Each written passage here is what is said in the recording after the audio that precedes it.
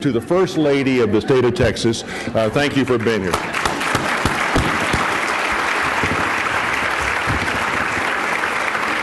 And then to my friend, Governor Perry, thank you for everything you do, and thank you for this commission. I'm delighted to be here today, and just being here today reminds me, as I listen to my friend Speaker Strauss talk about strong women, I too am surrounded by strong women.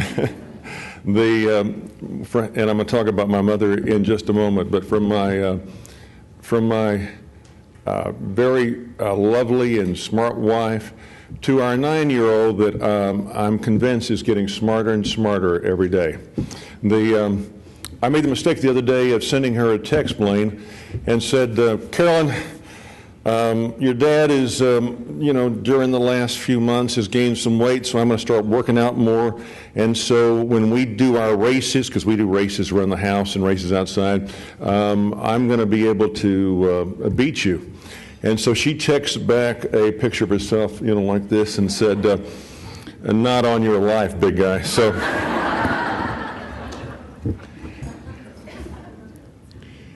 strong people, strong women have such an impact on our lives.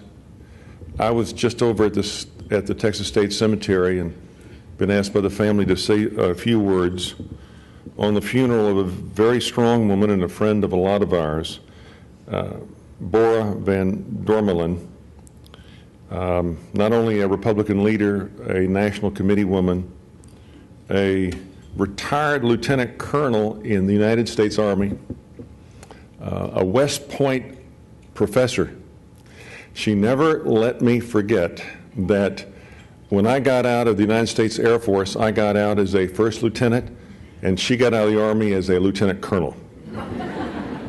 I found myself when I said, someday when make it to heaven, I'm going to be looking over my shoulder. I'm going to expect this voice, this sort of tough voice that says, "Sir," turn around, and it'll be Colonel Bora, and wanting to get a report on what we've done, Rick, here in the state of Texas over the last several years. She is a great friend of mine, and she always had my back.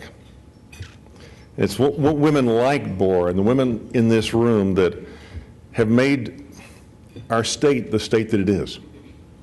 And the Governor's Commission on Women has obviously helped bring women together over the years with government to be able to address needs and make this state even a better state.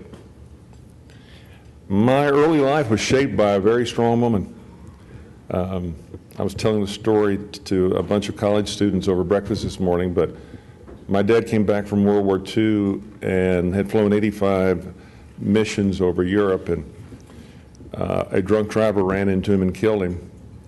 And so overnight, it was tough. My mom went to work as a secretary, worked 2 jobs. I worked my way through high school and college. But it's amazing. She taught my younger brothers and myself the principles that I can remember to this day and still live by. She believed in us. She wanted us to succeed. And she single-handedly was the reason, I think, that I've been able to live the American dream. And I just, for every one of you ladies who's a mom, you are the most special people in the world to your family. So thank you. God bless you for what you do.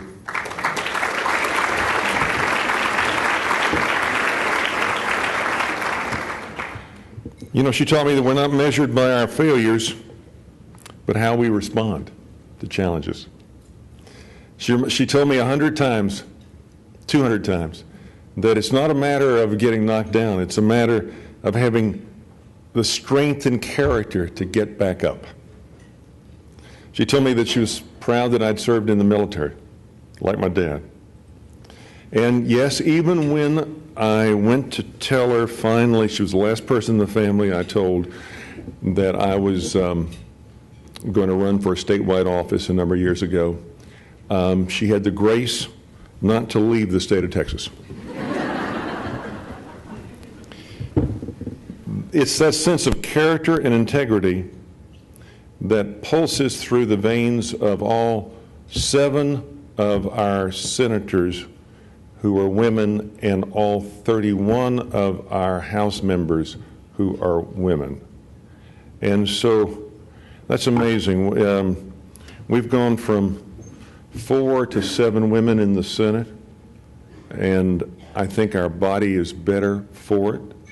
And so I'm very proud of the women in the Texas Senate. The Texas Senate has 22% of its members are, not that I talk about numbers a lot, but those of you who know me, with the Texas Senate has 22% women. The House Senator has 20%. So we're just thought I'd share it with you. And included at our table, I'm longtime friends. I've just had a chance. I'm talking with Stephanie Carter and Jeannie Morrison and Myra Crownover and Letitia Van Depute. Just examples of the really great women that we have in the legislature. Let me just touch on the Senate because the Speaker was kind and they talked about the women in the House. Again, it's the character, the integrity, the bring people together, let's solve the problem. And I'm just going to mention a couple of, I don't have enough time to go into all the passions of all of these 7 fine members in the Texas Senate, but Senator Zaffirini in alphabetical order only. Okay. It's Senator Campbell's passion for the unborn. It's Senator Davis's passion for public education. It's Senator Garcia's passion for improving the situation for people in the city of Houston. It's Senator Huffman's passion for public safety and justice. It's Senator Nelson's passion for protecting the most vulnerable in our society. It's Senator Van Depute's passion for our military veterans and making sure that we are protecting them as they have protected us. And it's Senator Zaffarini's passion for all Texans, for the border, and for improving higher education.